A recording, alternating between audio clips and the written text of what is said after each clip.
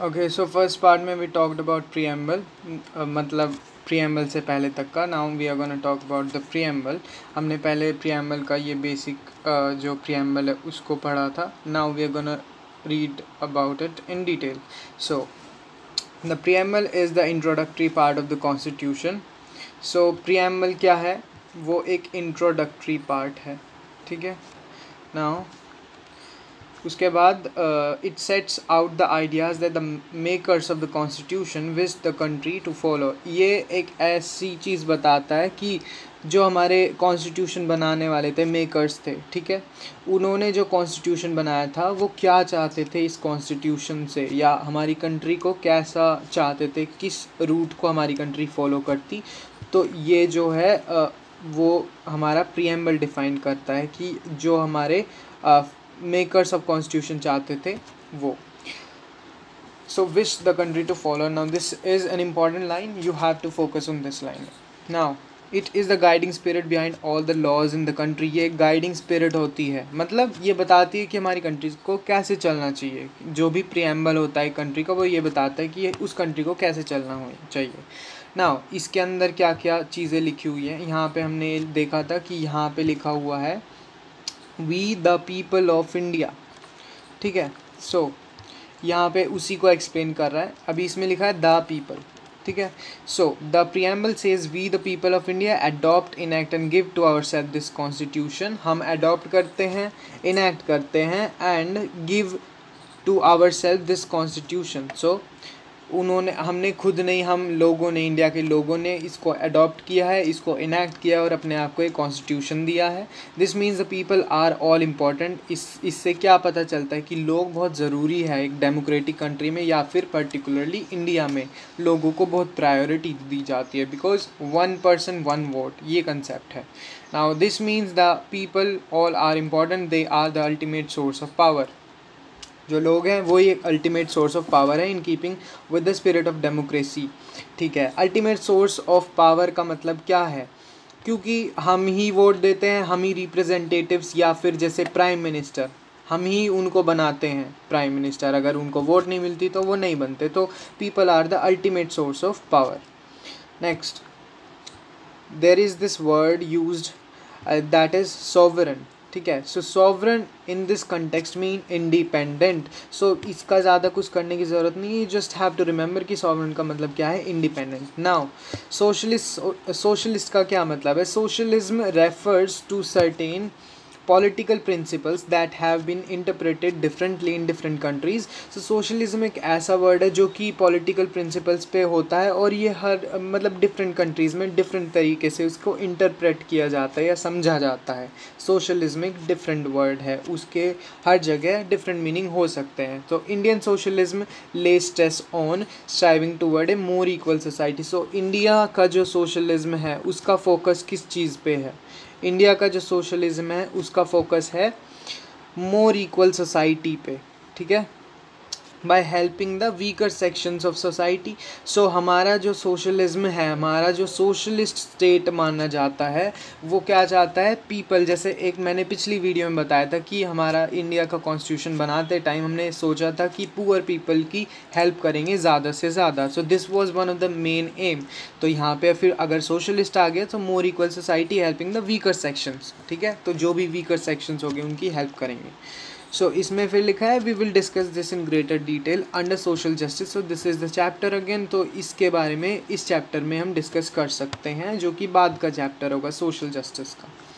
Now this is no a little more, you can read it on your own. A strict socialist state the means of production, ये सब खुद पढ़ सकते हो. It's easy, not that hard. Now आगे आता है the term socialist was added to preamble. अब जो सोशलिस्ट टर्म थी वो कब ऐड हुई थी?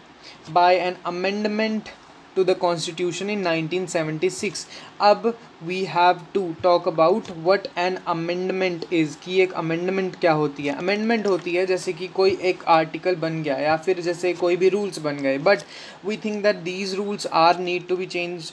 अगर उन रूल्स में कुछ इम्प्रूवमेंट लाई जा सकती है तो हम उस रूल को पूरा हटा के नहीं फेंकेंगे, हम उस रूल में कुछ चेंजेस ला देंगे. तो that is called an amendment. तो हम अमेंडमेंट ला देते हैं. तो यहाँ पे लिखा है अमेंडमेंट मीन्स चेंज ठीक है, our constitution can be amended to suit the changing needs of the people. So हमारा कॉन्स्टिट्यूशन है जो, उसको हम अमेंड कर सकते हैं। Our constitution can be amended to suit the changing needs of the people, ठीक है। सो लोगों की जो नीड के रिक्वायरमेंट के हिसाब से हम चेंज कर सकते हैं, ठीक है। However amendments can be made only in accordance with the procedure laid down by the constitution. ये एक इम्पॉर्टेंट चीज़ है, जो प्रोसीजर है हमारे कॉन्स्टिट्यूशन में उसी के अकॉर्डिंग हम चेंज कर सकते हैं, ठीक है। Now this is a protective measure so that people can not change the constitution in such a way as to harm the country। तो ये जो प्रोसीजर दिया हुआ है जिसके अकॉर्डिंग हम कॉन्स्टिट्यूशन को चेंज कर सकते हैं, ये एक प्रोटेक्टिव मेजर है जिससे कि कुछ ऐसे चेंजेस ना लाए जो कि लोगों के लिए हार्मफुल हो सकते हैं। तो दैट मीन्स ये एक प्रोटेक्टिव मेजर है, ये बचाता है जिससे कि गलत चेंजेस ना लाए जा सकें। Now next,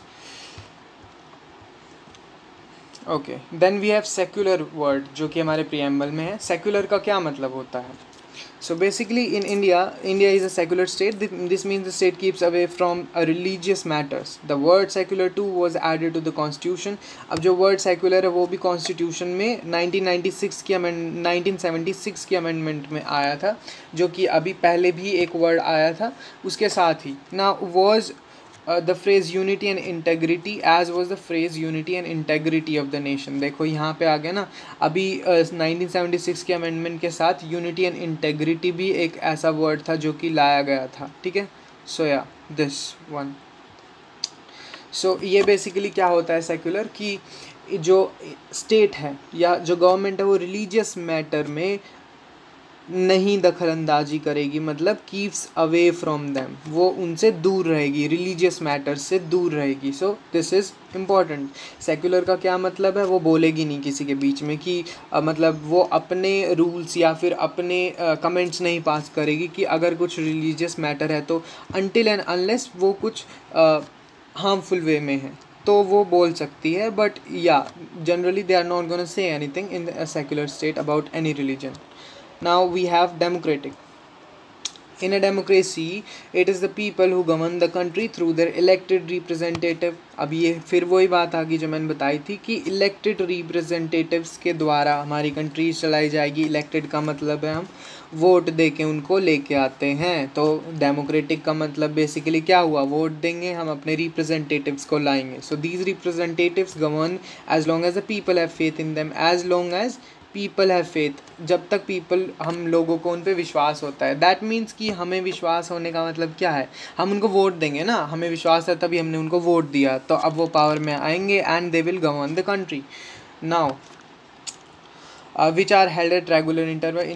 elections regular intervals पे होते हैं। इंडिया में 5 साल में होते हैं और फिर नया प्राइम मिनिस्टर आ जाता है और मे बी वो रिटेन कर जाता है अगर वो अच्छा प्राइम मिनिस्टर हो तो। नाउ रिपब्लिक का मतलब क्या है, ये सारे वर्ड्स हमारे प्रीएम्बल के हैं जो कि हमने अभी देखा था और वही सारे वर्ड्स डिफाइन हो रहे हैं, तो ध्यान रखना। सो अब नेक्स्ट क्या है, republic. In a republic the state is headed by an elected representative and not a hereditary ruler. So एक रिपब्लिक में स्टेट को कौन चलाएगा, एक हेरिडिटरी रूलर या एक किंग नहीं चलाएगा। पहले क्या होता था, किंग होता था, फिर उसका बेटा होगा वो किंग बन जाएगा और वही गवर्न करता रहेगा, है ना।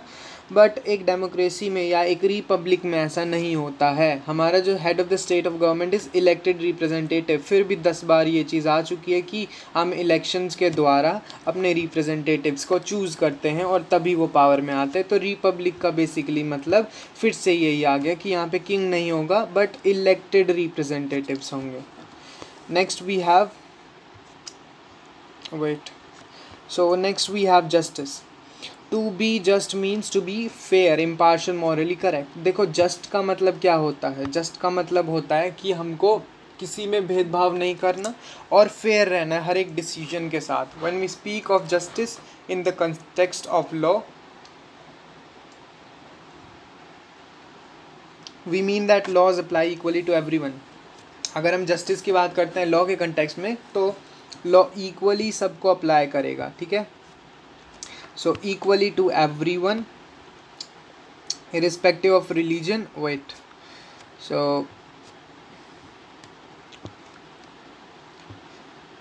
या so equally to everyone irrespective of religion, caste, sex और सोशल स्टेटस। तो ये सारी चीज़ें पहले जब मैंने वो पेज पढ़ा था जिसमें ये लिखा था कि हमारा कॉन्स्टिट्यूशन बनाते टाइम हमने क्या चीज़ों को ध्यान रखा था, ये चीज़ वहाँ पे भी डिस्कस हुई थी कि हमारा कॉन्स्टिट्यूशन जो है everyone, equally everyone irrespective of religion, caste, sex और सोशल स्टेटस, हम किसी को भी प्रायोरिटी नहीं देंगे, सबको इक्वल लेके चलते हैं। Now social and economic justice, इसका क्या मतलब है? This means trying to reduce the inequalities in the wealth and ये भी बहुत एक ईजी चीज़ है कि हम पुअर लोगों को भी अपलिफ्ट करना चाहते हैं। तो हम इनइक्वालिटीज़ इन वेल्थ जो है, इनइक्वालिटीज़ मतलब सबके पास तो इक्वल नहीं है ना वेल्थ, तो इनइक्वालिटीज़ है, inequalities in the wealth and social status of the people. Our constitution provide reservation of a certain percentage of seats in educational institution, government jobs. और ये अब ये रिजर्वेशन का कंसेप्ट जो आता है, हमारी जो कॉन्स्टिट्यूशन है वो रिजर्वेशन प्रोवाइड करती है। रिजर्वेशन किन को मिलता है? वीकर सेक्शंस ऑफ सोसाइटी को मिलता है, SC/STs को मिलता है, OBCs को मिलता है, ठीक है। सो ये जो है, अब यहाँ पे देखो इस पिक्चर में क्या क्या डिस्क्राइब करा जा रहा है। सो let's see. So this picture shows protest held in 2006 against the government decision to reserve 20% of seats in prestigious academic institutions। ठीक है, तो ये प्रोटेस्ट किस चीज़ के लिए हुआ? गवर्नमेंट का जो डिसीजन हुआ था रिजर्व 27% जो सीट्स को रिजर्व करना था, ठीक है, institution for OBCs। The protester felt that the decision was discriminatory and fair since it would reduce the number of seat available. ये क्या बोल रहे हैं कि अगर जो गवर्नमेंट ने स्टेप लिया था 2006 में कि 27% जो है सीट्स रिजर्व्ड होंगी OBCs के लिए, ठीक है, तो जो जनरल कैटेगरी के लोग थे, जो नॉन रिजर्व्ड थे, उनको ये लगा कि इससे हमारी सीट्स कम हो जाएंगी, तो इसलिए वो प्रोटेस्ट कर रहे हैं। So you have to focus on this point as well कि रिजर्वेशन एक ऐसे ही मतलब ईजी टॉपिक नहीं है, इसमें ऑब्जेक्शंस भी टाइम टू टाइम आते रहते हैं। आज भी एक हीटेड टॉपिक है for conversation. Now next we are gonna move to, आज हम सिर्फ यही कर रहे हैं, नेक्स्ट वीडियो में we will do the key features of the constitution. So let's complete this. So schedule caste, schedule tribes, other backward classes, OBCs, ये सारे मैंने अभी बताए थे, दीज आर लोअर कास्ट्स, ठीक है। So they are provided with reservations, ठीक है। वो एज सच लोअर हम उन्हें इसलिए बोल देते हैं because they are not as developed as unreserved people और अनरिजर्व्ड कैटेगरी पीपल, ठीक है। तो ये चीज़ धीरे धीरे कम भी हो रही है, बट या they are being provided with reservations. तो हाँ, तो to give these peoples who had been deprived of opportunities, उन्हें पहले नहीं मिलती थी। देखो पहले के टाइम में ना बहुत ज़्यादा ही डिस्क्रिमिनेशन था, भेदभाव था। So fair chance to catch up with the rest of the society, उनको एक फेयर चांस मिलना चाहिए ना। तो अगर उनको थोड़ी छूट मिलेगी हर चीज़ में, फॉर एग्जांपल अगर तुम थोड़े से मार्जिनल कम नंबर लेके आते हो तो तुम्हारा एडमिशन फिर भी हो जाता है if you are belonging to a reserved category. तो ये उनको एक एडवांटेज इसलिए दिया जाता है सो दैट वो आज की जो सोसाइटी है उसके लेवल तक उठ सके। नाउ अब आता है जो कि नेक्स्ट वर्ड हमारे कॉन्स्टिट्यूशन में यूज़ किए गए हैं, वो है liberty, equality and fraternity. So liberty means freedom, equality means एक साथ लेके चलना सबको ना, फ्रेटर्निटी इज़ भाईचारा। Now these three words have come to represent the spirit of democracy. We will discuss liberty को and equality later in fundamental rights में हम डिस्कस करेंगे लिबर्टी और इक्वालिटी को। अब फ्रेटर्निटी का मतलब क्या होता है? ब्रदरहुड, जो कि मैंने बोला भाईचारा, ठीक है। So the constitution seeks to promote brotherhood by establishing a secular state, making everyone equal before the law and prohibiting any discrimination. तो भाईचारा बनाए रखो और भाई डिस्क्रिमिनेशन मत करो ऑन द ग्राउंड ऑफ, इन चीज़ों के ग्राउंड्स पे। ये सारी चीज़ें सेम बार बार we are talking about these things. So yeah,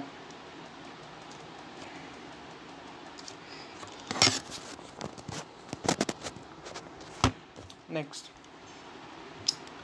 yeah, so this is all for the this video। इसमें अभी ये एक पोस्टर दिखाया गया है, the words liberate जो कि है, एक minute, yeah, these are some words जैसे कि liberate, then egalite, मतलब ये फ्रेंच वर्ड हैं तो ये कुछ और भी मतलब इनको हम बोल सकते हैं, बट या मैं उनको एज इट इज़ पढ़ रहा हूँ, ठीक है। सो इसमें ये सारी चीज़ें यूज़ करी गई हैं, क्या? लिबर्टी, ठीक है, equality, then we have brotherhood, ठीक है। सो ये सारी चीज़ें इसमें यूज़ करी गई हैं, है ना। तो या सो ये यहाँ से हमने इंस्पायर होके ये सारी चीज़ें जोड़ी थी ना, मतलब 1976 का जो अमेंडमेंट था वो सारी चीज़ें इससे जुड़ी थी, हमने यहाँ से इंस्पायर होके ली थी। और वैसे भी हमारा कॉन्स्टिट्यूशन जो है वो इतना ज़्यादा इंस्पायर्ड है मतलब और देशों के कॉन्स्टिट्यूशन से, और हमारी खुद की चीज़ें हमने ध्यान में रखते हुए उस constitution, it's a mixture of different ideologies and different constitutions of the world, keeping in mind our own values and customs. So yeah, this was all about इस वाली क्लास के लिए इतना काफ़ी है। We will read further from key features of constitution in the next video if I make it.